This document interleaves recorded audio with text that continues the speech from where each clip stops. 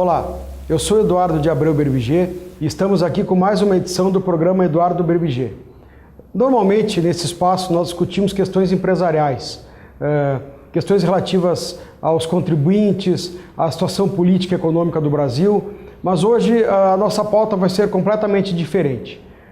No dia 25 de setembro deste ano, meu filho foi diagnosticado com adrenoleucodistrofia, que é uma doença rara, degenerativa do sistema nervoso central e que o único tratamento possível com a cura é o transplante de medula óssea.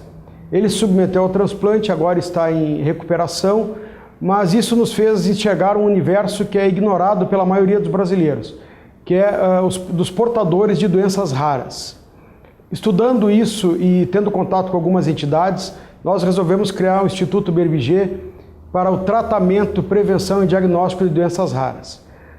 Nós tivemos uma audiência em Brasília no dia 11 de dezembro e eu confesso a vocês que foi uma das experiências mais decepcionantes que eu já tive na minha vida. Com o poder público, com a incompetência e má fé dos burocratas do Ministério da Saúde, da Anvisa e de outros órgãos que mostraram que não tem a mínima consideração para com o contribuinte e as pessoas que necessitam de tratamento.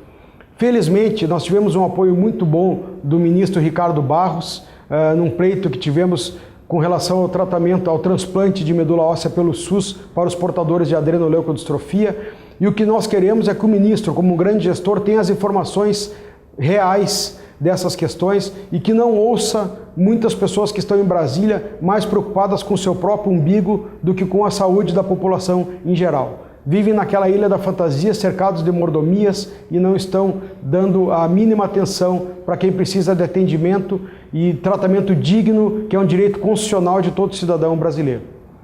Bom, eu estou aqui com a Patrícia Krebs Ferreira, com a Regiane Machado e com a Linda Franco. Elas são representantes de entidades que tratam de doenças raras. Eu vou pedir que cada uma delas fale um pouco sobre a sua situação. Patrícia, você tem uma entidade que engloba mais doenças, mas você tem um filho portador de distrofia de Duchenne, não é? Em 2005 eu tive o diagnóstico que meu filho tinha a distrofia muscular de Duchenne, uma doença que acomete 1 a cada 3.500 nascimentos de meninos no Brasil.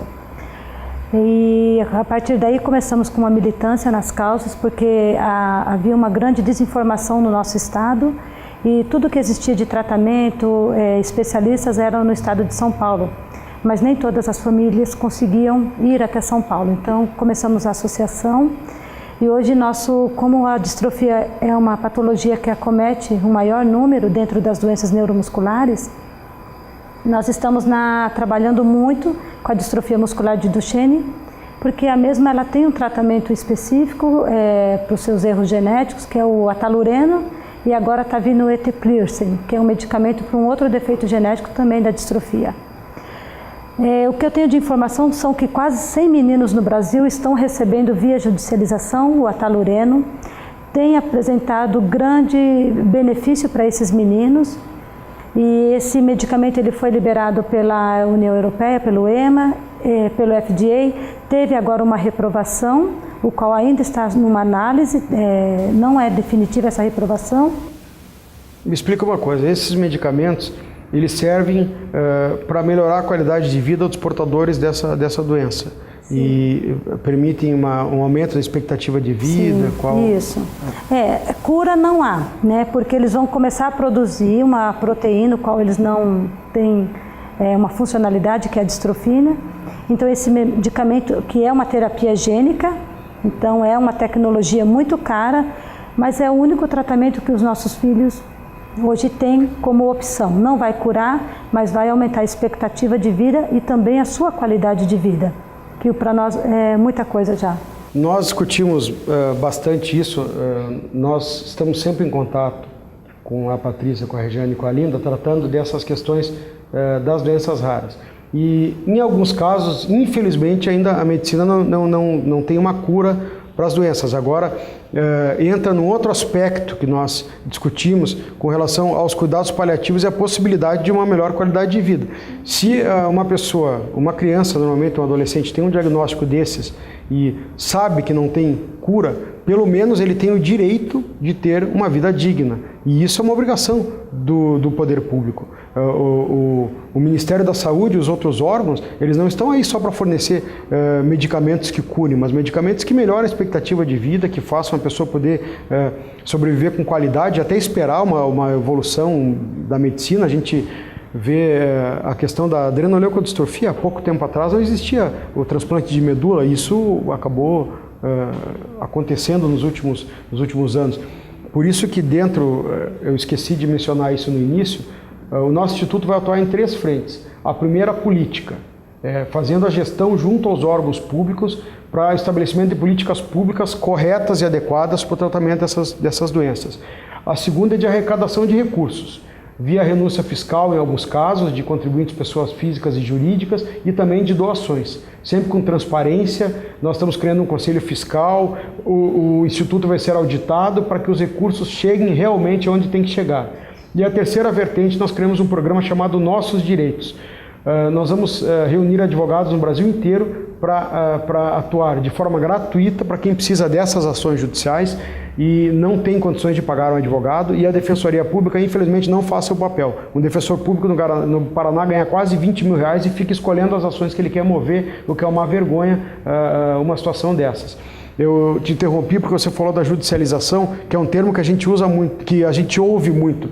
Segunda-feira no Congresso, você estava comigo, a gente ouviu a judicialização. A judicialização só existe porque o poder público não cumpre o que tem que cumprir. Se eles seguissem a legislação, não teríamos que entrar com ações, não é? Para nós a judicialização não é algo bom, porque nós perdemos muito tempo com isso, e um dia é muita coisa para os nossos filhos, tá? Eu digo assim que os nossos filhos dormem bem e acordam com algum problema. Então, um dia é muito tempo. O processo do meu filho está parado há 2 anos. É um absurdo.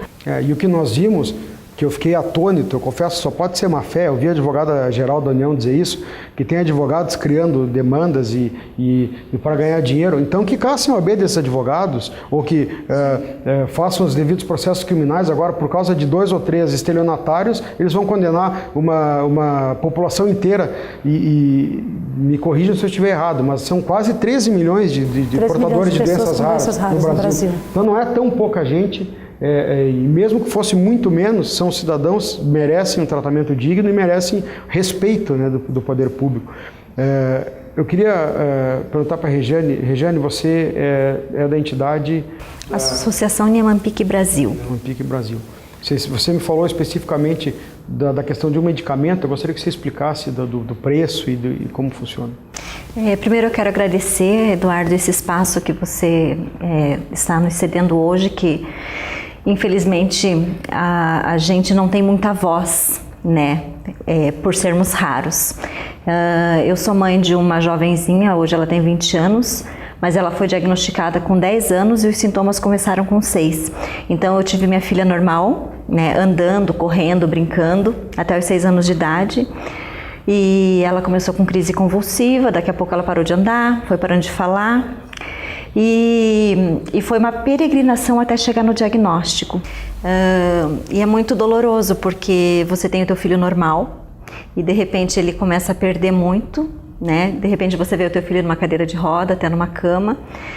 E graças a Deus eu tive a felicidade de encontrar uma excelente médica, que é a doutora Mara Lúcia, que investigou a fundo a doença e descobrimos um tratamento. Porque, como você já havia dito, em vários casos de doenças raras não tem tratamento. A doutora Mara Lúcia, só para que os nossos espectadores saibam, é uma das referências, é uma das maiores especialistas na América Latina em doenças raras, inclusive é a que trata o meu filho também, o seu, de todos aqui, e é uma pessoa incrível, fantástica, tem um coração muito bom, além de ser tecnicamente muito boa, né? Incrível. Então, ela prescreveu para minha filha o medicamento, chama Miglustat Zavesca. Eu trouxe aqui para vocês a bula desse medicamento, onde está indicado para a doença de Niemann-Pick. E hoje uma das maiores lutas da associação e minha enquanto mãe, né, é conseguir a incorporação desse medicamento na lista do SUS. Para a doença de Niemann-Pick, porque ele já está incorporado para a doença de Gaucher. Então, quer dizer, para a doença de Gaucher, o Ministério da Saúde compra por vias administrativas. E para a Niemann-Pick, eu preciso judicializar. Então, voltamos ao tema judicialização. A bula do remédio é clara, ela recomenda usar Vesca para a doença de Gaucher e para a doença de Niemann-Pick. E o SUS, né, o Ministério da Saúde, só reconhece e só fornece para a doença de Gaucher. Quer dizer, não tem lógica. E eu disse que se eu tivesse uma noção dos procedimentos, quando a gente fez o pleito para o Ministério para o transplante de medula para adrenoleucodistrofia, a gente teria pedido a inclusão de muito mais doenças, porque são pequenos detalhes, o tratamento é o mesmo, assim como nesse caso da medicação, é uma burocracia do SUS, quantas crianças ficam fora da medicação, qual é o custo para Gaucher, o Ministério da Saúde paga em torno de R$8.000. E para os pacientes de Niemann-Pick, como precisa entrar com ação judicial, ele sobe para R$24.000 uma caixa. Então, olhe quanto que o governo poderia economizar se esse medicamento estivesse incorporado também para a doença de Niemann-Pick. Se o governo não tem a sensibilidade e não tem capacidade de entender os problemas de saúde da população, que pelo menos pense com a cabeça financeira, né? Porque na verdade os doentes vão conseguir as decisões judiciais e vai custar R$24.000 um tratamento, uma medicação que poderia custar R$8.000. Fora a falta de consideração e o desrespeito com os doentes. E o descumprimento das liminares, né, que está acontecendo muito. Hoje eu tenho 28 pacientes no Brasil aguardando o medicamento e eu tive mais de 10 óbitos de pacientes que aguardavam o medicamento e dos que tiveram o tratamento interrompido. Então, por uma burocracia, como você acabou de dizer. É o que nós escutamos lá na audiência pública. Não, mas a Conitec tem respondido. A Conitec é a Câmara, me ajuda, Patrícia, que eu nunca sei o nome, é o órgão. A Conitec, ela faz toda a avaliação, a viabilidade, né? Isso, mas é a Comissão de Incorporação de Tecnologias ao SUS. De incorporação de tecnologias no SUS. É um órgão que analisa a viabilidade da inclusão desses tratamentos e medicamentos. Das tecnologias, né, para as doenças, inúmeras doenças. E para as doenças raras, assim, desde 2014, quando foi anunciada a portaria 199, desculpa, de atenção integral às pessoas com doenças raras, houve uma fala da Conitec que haveria uma agilidade nas incorporações e isso não está ocorrendo.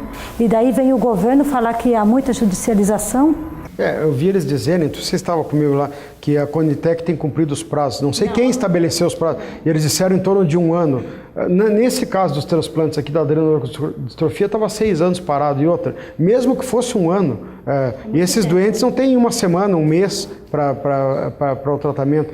E uma coisa que o Antônio Brito, presidente de uma empresa farmacêutica, foi governador do estado do Rio Grande do Sul, foi muito feliz na colocação dele, quando ele disse o seguinte: a Conitec todos defendem que são técnicos. Ele disse o seguinte: eu gosto da Conitec, são 13 ótimos funcionários públicos. Sim. Eu gostaria mais se fossem 13 representantes da sociedade, das associações de doentes, médicos que conhecem as doenças a fundo, né, das próprias entidades, sociedade civil como um todo. Na verdade, são 13 burocratas que podem até conhecer alguma coisa de medicina, agora desses assuntos especificamente, pelo que eu vi, conhecem muito pouco. Eu gostaria que na Conitec tivessem membros, fosse constituída por pessoas que realmente tenham uma vivência com uma pessoa acometida por doença rara.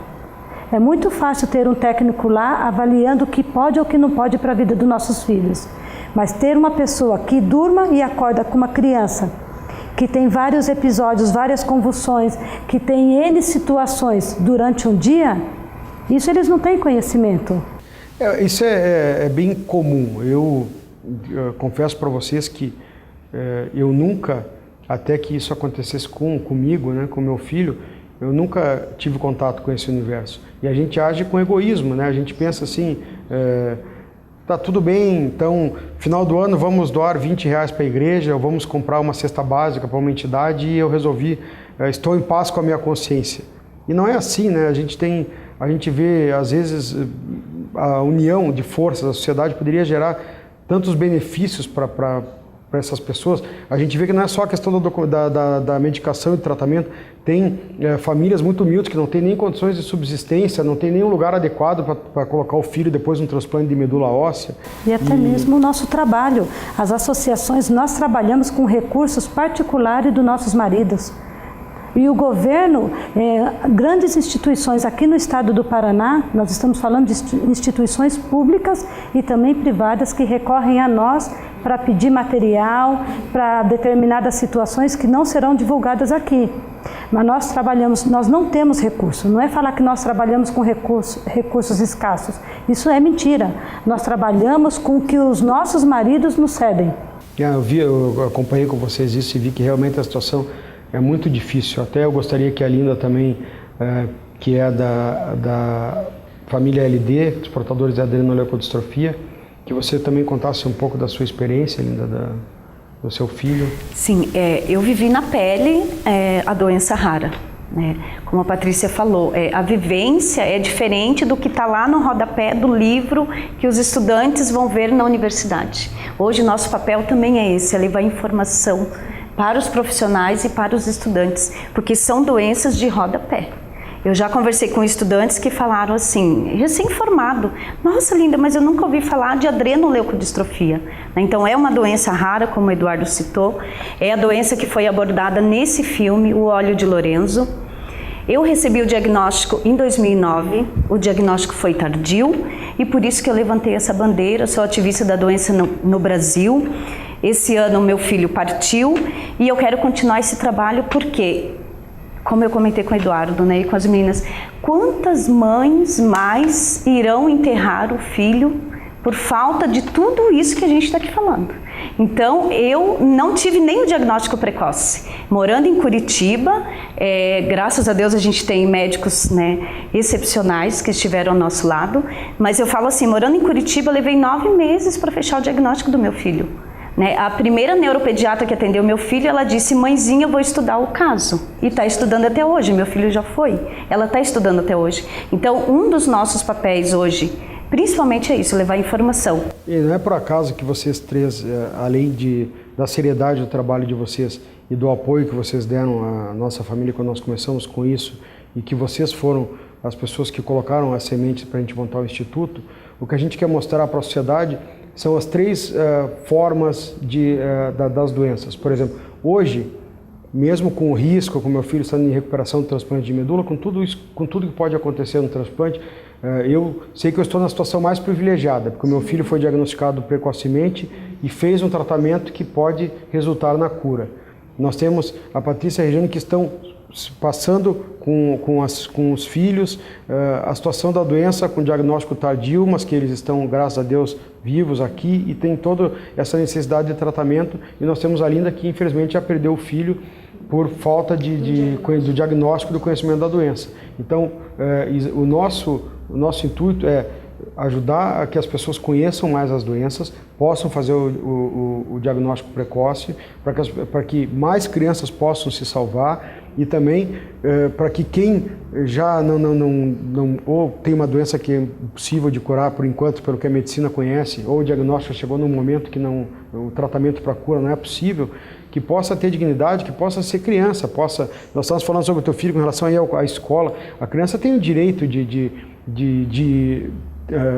ir à escola, de conviver com as outras crianças, não é só aprender, né? A criança quer, a escola ela é socialização, é diversão, não é só o que a criança está aprendendo, então não adianta ela ficar no quarto e aprender português, matemática, enfim, e os amigos, e a socialização, e relacionamento, né? Quer dizer, então a criança, uma representante das entidades lá disse, nessa audiência pública, uma coisa muito interessante. Então quer dizer que se eu nasci no Brasil e tenho uma doença rara, eu tenho que lamentar e saber que eu vou morrer, né?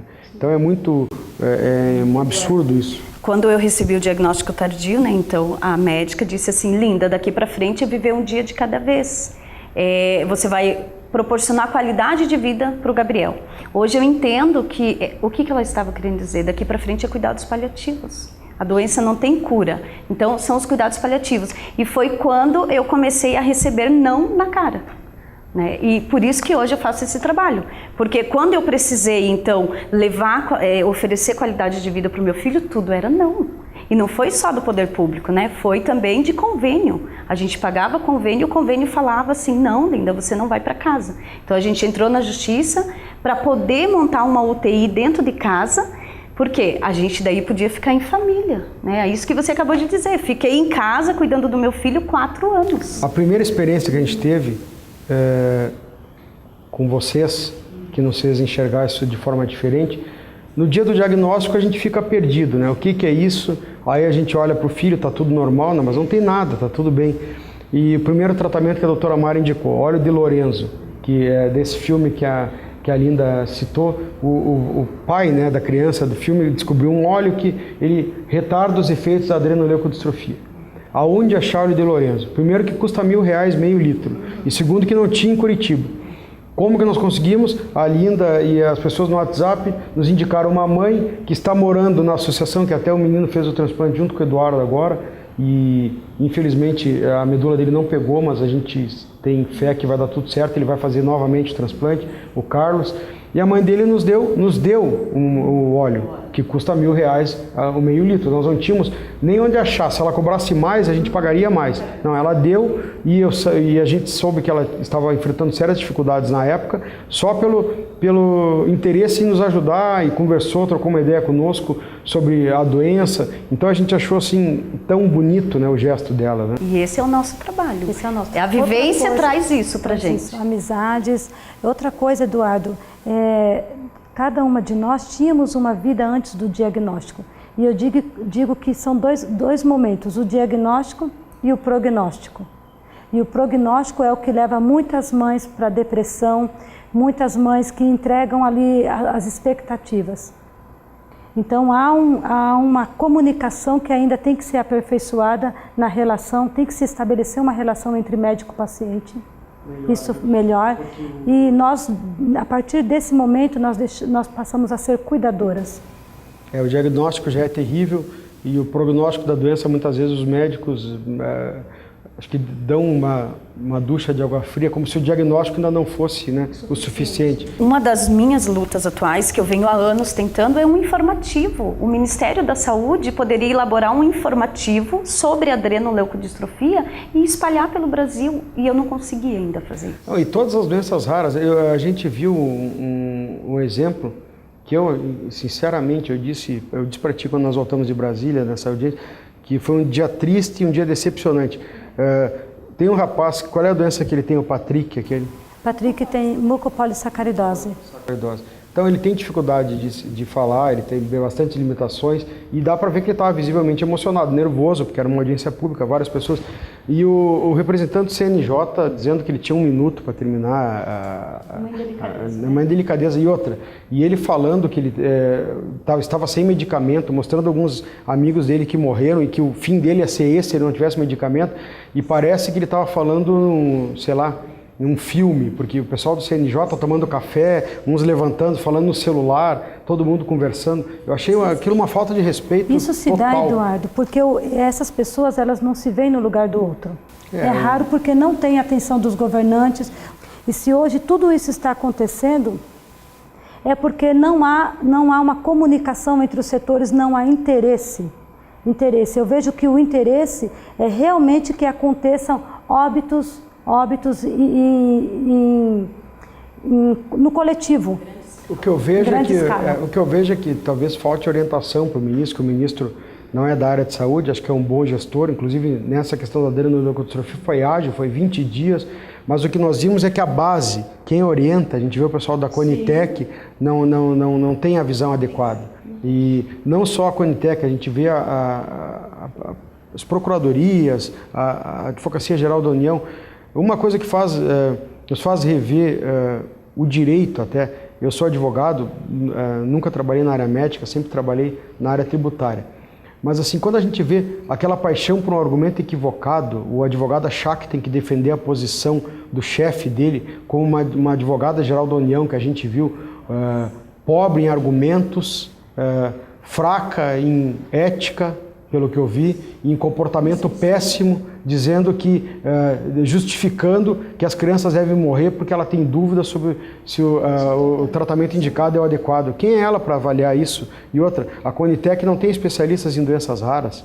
Também eles vão lá e analisam da forma como eles querem. Então o que me parece é que a Conitec foi o órgão criado para ser uma desculpa técnica para não tratarem quem precisa ser tratado. E o detalhe é que não é transparente, a gente não sabe quais os critérios que a Conitec usa, né? Acaba que a gente fica sem essa informação. Eu tenho um gráfico onde mostra que os pedidos de incorporação, quando partem de médico, associações ou indústria, eles aprovam em média 30%.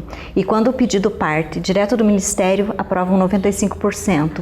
Então, eles falam assim, que alegam que faltou informação técnica.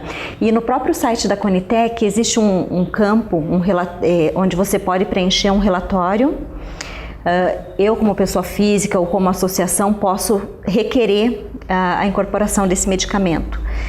Só que quando você começa a passar os campos, eles começam a pedir muitas informações técnicas que eu, totalmente leiga, né, não consigo. Aí eu posso pedir para a médica, tem informações que a médica mesma não tem. Entendeu? Então fica e aí se você tentando, exatamente e aí a gente não consegue submeter porque quando vai finalizar diz que não pode gerar por falta de informação. Direito à vida, né, Eduardo? Eu gostaria de agradecer a vocês por terem vindo. Essa nossa luta está no início.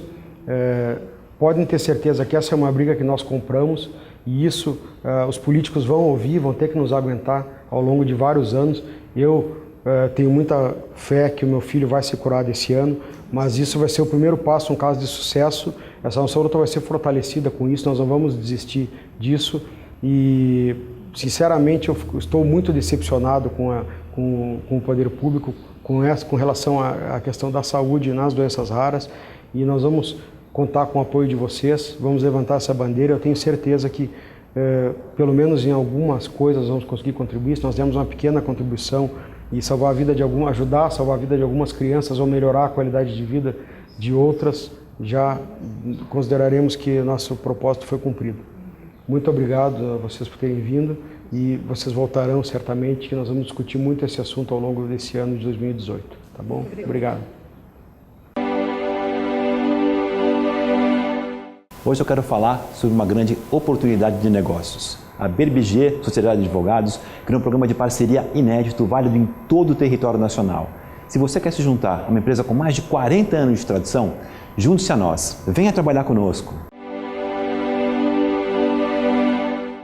Então, muito obrigado a todos vocês que estiveram conosco.